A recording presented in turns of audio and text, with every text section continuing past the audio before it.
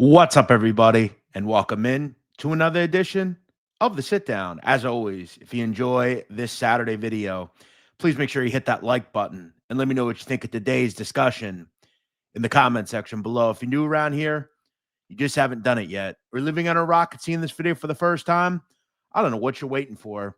Hit that subscribe button below now so you never miss another sit down video. I do want to also wish all of you a very happy Thanksgiving. Whatever you're doing, make sure you have a great meal, time with your family and friends, and have a great day. Today, ladies and gentlemen, we're going to get into another very interesting organized crime topic. Before we do that, though, I, as always, want to tell you quickly about our sponsor, Profit X. The time is now to bet on sports. There's a ton going on right now, from football to basketball to hockey and more. The playoffs are down the road in college football and the NFL. There's no better time to sign up for Profit X. Click the link in the pinned comment. Go download the app, click that link, use my promo code Jeff Nadu, and get wagering today. It's important that you have the best odds in the business, and at Profit X, they are back. Click that link in the pinned comment to jump aboard now. When it comes to the mob, really over the years, you very rarely hear of unsolved murders, to be quite honest, especially over the last 50 years. Technology has made it easier and easier to solve a murder case. That said, prosecutors, the feds, police have been aided by the rise of mob informants. Let's just be honest. They hold the gateway to solving a lot when it comes to both murders, extortions, really whatever. Today, we're going to talk about an unsolved murder. And in fact, it was the last known member of the mob from the Genovese crime family that was whacked. His murder is unsolved today. And my question is, did the Gambino crime family have something to do with it? The story of Rudolph Izzi next on the sit down. Now, what's pretty amazing about Rudolph Izzi is you probably never heard of him. In fact, there's not even a known photo of Rudolph Izzi. Though he has been arrested, there is no photo known of him out there. But Izzi was really just a normal mob soldier. He made money, he stayed under the radar, and was in a family that's pretty secretive. Rudolph Izzi was born in 1932, and what's interesting about his connection to the Genovese crime family is he's actually from Brooklyn, which is pretty interesting due to the fact that the Genovese crime family has had obviously members from Brooklyn over the years, but they are generally more of a Manhattan-based family. There's a lot of, West Side members due to the fact that it's known as the West Side. However, Izzi came up at 1261 Bay Ridge Avenue in the heart of Brooklyn. Eventually, he would purchase a home in his 30s at 1817 Shore Parkway, where he would remain for the rest of his life. Obviously, 1817 is the second house in from the corner, and, it's just a typical normal Brooklyn home. It was said that, for many years of Izzi's life, he could be seen sunbathing out on his driveway. He was known to go to the gym. Izzi was a pretty quiet guy, but he got involved with crime pretty early in his life. In fact, Rudolph Izzi actually was arrested in the late 60s after nearly a year on the run in relation to a stock scam where, according to the FBI, Izzi faced charges for essentially stealing 5,000 shares of IBM stock worth more than $2 million, which were stolen from a brokerage house in 1966. He then deposited the stock in a Pennsylvania bank and trust company as collateral to bolster the financial status of a separate account. Now, Izzi, weirdly enough, down the road would kind of slot into the crew of Genovese captain Ross Ganji, which is interesting due to the fact that at one point down the road, Ross Ganji was actually involved in a stock scam as well. So they may have known each other as young men, were involved in the stock world, criminality. They were both, moving around in Brooklyn. And Izzi was a longtime associate of both Ross Ganji and eventually Ali Shades Malangone, we know. Ali Shades, also from Brooklyn, big-time Genovese member. But Izzi, really, there's not a lot known about him. He, as far as I know, there's no known ceremony to when he was made. My guess is likely in the 80s sometime. He was also, though, involved heavily throughout his life in gambling. He was a known bookmaker. He was a big loan sharker. So there was a lot of money that Izzi was making. He was quiet. He was a good earner. He was just that spoke that keeps the wheel turning of a mob family. He kicked up. He stayed quiet. He didn't really go to jail. There wasn't really any known violence he was involved in.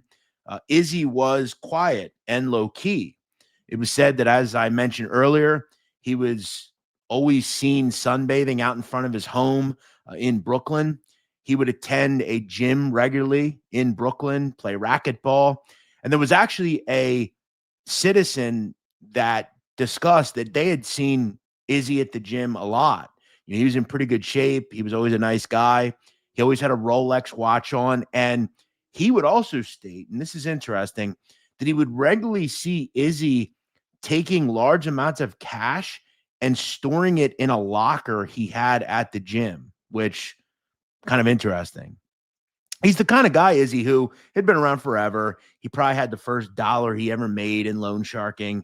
And he supplemented the legitimate income he had through a loan book, gambling. It was also stated that at one point, Izzi had a gambling parlor in Brooklyn, play cards, dice, things of that nature. Now, I want to fast forward to 2001 because a bizarre situation would arise involving Rudolph Izzi, a man they called Rudy Cue Ball. Now, I would imagine that had something to do with the fact that he was probably bald. Again, there's no known photo of him. I'm sure maybe someone out there watching knew who he was and they know who he looks like. If you know Rudy Cue Ball, you ever met him, let me know what he looked like in the comments below. But in 2001, Cue Ball Izzi was actually arrested in a weird situation at his home where he claims that he was at his house at 1817 Shore Parkway when a gunman burst in and pistol whipped him. That said, there was evidence, according to the police, that his house was actually shot up and that he wasn't pistol whipped, but he just made that up to make it look worse than it was. Izzi claimed that during the pistol whipping, a shot went off and he tried to wrestle the gun away from the gunman, and the gunman essentially left. Now, the police were called due to the fact that there was shots fired. They come to his house and start looking around. They would find $60,000 in cash in a duffel bag in his garage. And they also found what they believed was a pipe bomb, which Izzi couldn't really explain. And he was ultimately arrested on a misdemeanor charge. And his lawyer would claim that the pipe bomb was something that he had for like decades in his house. And it was like from like the 1950s. But it was just kind of a bizarre situation. But it did make it clear that maybe somebody wanted to hurt Izzi in some way. Maybe it was just young people from the neighborhood that knew he had money and, you know, they were trying to rob him or something. But there was never really a clear, decisive kind of result to what exactly happened to Izzi in 2001. Fast forward to 2007. Izzi is 74 years old. He has a prostate problem. So his doctor would make house calls to his home and check up on him on a regular basis. The doctor would come to 1817 Shore Parkway and notice that there was forced entry in his home. He would call the police. The police would come to Izzi's home and find him face up in his bed with a shot to the back of the head. Now, it was mentioned that though face up, he was actually half leaning off the bed and he was shot, execution style, essentially. However, there was forced entry. And again, not a lot to go off of. Remember, this is in 2007. There's cameras, but not like there is now. That was, you know, nearly 20 years ago at this point. I remember June of 2007. That was a good year for me. I graduated high school that year. So while I was graduating high school, Rudy Izzi was, killed. Now, there was some interesting things that they would find. There was one 9mm shell casing found at the floor of his bed. There was no weapon, obviously. There was no footage in his home. There was not like a Ring camera or anything because that didn't exist back then. Now, on his kitchen table, there was loan shark debts in a notebook. So again, and some of these were quite high amounts, 60,000, 80,000. Izzi had a lot of money on the streets. And they would investigate it. But to this day, 18 years later, almost 19 years later, Rudolph Izzi's murder remains unsolved. And remember, he obviously had people that wanted him dead. He was in the mafia. And he's the last known member of the Genovese crime family to be killed by a mobster or remain unsolved. There's not a lot of violence in this family, at least over the last 20 years. So who killed him? What exactly happened to Rudolph Izzi? Well, we don't really know, but there are some interesting theories, and I want to present one of them to you. It's not my theory. This just happens to be possibly happenstance. It was mentioned in the papers that maybe there was a connection here, and it is kind of interesting how it all worked out. Now, remember I stated that upon the search of Izzi's home when he's found dead, there are loan shark receipts on the table. So he was obviously a loan shark. That's common knowledge. Now, 2 days before Mr. Izzi is killed, there's a shooting in Brooklyn on Bath Avenue and 18th Avenue.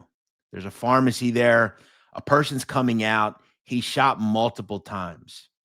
His name was Robert DeCicco. Obviously, well-known name. Now, his father was a person called Big George DeCicco.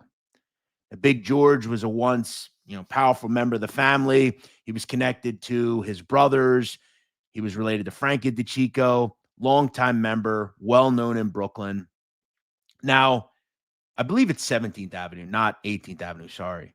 Now, moments after the assassination attempt, DeCicco manages to drag himself out of his car and into getting help. Now, what's interesting about Robert DeCicco is he and his father were actually arrested several months before in a federal indictment. Robert DeCicco is arrested for loan sharking. Now, I bring this up and relate this because just several days later, Rudolph Izzi is found dead. Now, according to papers, multiple papers, it was readily well known that Robert DeCicco had a major gambling problem, enough to be caused to mention that it is a, quote, drain on his family. He also had several gambling arrests. Is it possible that maybe Robert DeCicco owed money to Rudy Izzi? He didn't pay. So Izzi had someone shoot at him. DeCicco survived. They went to him in the hospital, said, "Who shot you?" He said he didn't know. And he would ultimately survive, and he would die a few years ago. But DeCicco survived this attempted hit, maybe as a way to scare him into paying, blah, blah, blah, blah, blah. Now, what's interesting is, was it revenge? Was Cue Ball Izzi killed by a shadowy member of the Gambino family, an associate of the family, in revenge for shooting at Robert DeCicco? I mean, it's flimsy, but it is possible. Now, nothing ever happened here. We still don't know who shot Robert DeCicco, and we still don't know who shot Rudolph Izzi. But it is interesting how within days they happened. And remember, they were both very close to each other. These locations where Izzi lived and where Mr. DeCicco was shot, as well as the fact that DeCicco is from Brooklyn, Izzi is from Brooklyn. Look, it could be possible that there is no connection here whatsoever, and they were just happenstance. But why was Izzi killed? And why hasn't anyone solved it? It really remains a question mark and a mystery. Like I said, we don't have many unsolved mob murders, at least recently. And look, I will admit a lot of the reason I did this video is just because I am interested and fascinated by the Izzi hit. Why was no one ever brought to justice in it? No one was ever brought to justice in the Gambino, Robert DeCicco attempted hit. It's just all very interesting. Who do you think killed Rudy Izzi? Let me know in the comments below. Not a particularly long one today. I just found this case interesting. And again, I like unsolved mysteries. So I guess we'll probably never know. Izzi was an old timer. Was he killed in revenge for trying to take out DeCicco? Who knows? This was also still in the time of the mob where there was still mob hits going on. I've obviously mentioned pretty openly that among us, we all know that there's pretty much been a no-kill order over the last 10 or so years. And I know people are going to bring up, well, Frank Cali was killed in 2019, but again, that was by a person not connected to the life. That was a crazed gunman who we've talked about. As far as mob murder, this is the last mob murder that we know of in the Genovese family 18 years ago. So it shows you they just don't kill people anymore. That said, let me know who you think took out Izzi in the comments below. I hope you enjoyed this video. We'll see you next time here on the Sit Down.